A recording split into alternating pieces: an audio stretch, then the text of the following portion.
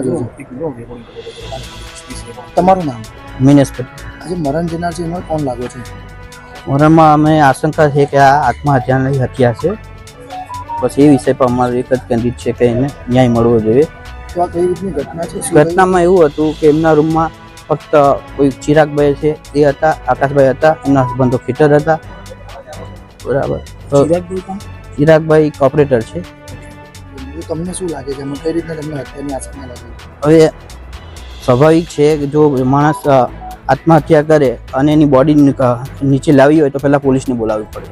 જે એવી કોઈ પ્રક્રિયા કરવામાં આવી અને સીધા હોસ્પિટલ કે ડાયરેક્ટ સિવિલ લઈને આવી ગયા. હાલ અત્યારે પોલીસ પાસે શું માંગ છે? પોલીસ પાસે એમ જ કે ન્યાય મળવું જોઈએ. જો સાચું હોય તો અમારે એવું કેવું છે. પરિવારમાં કેટલા લોકો છે?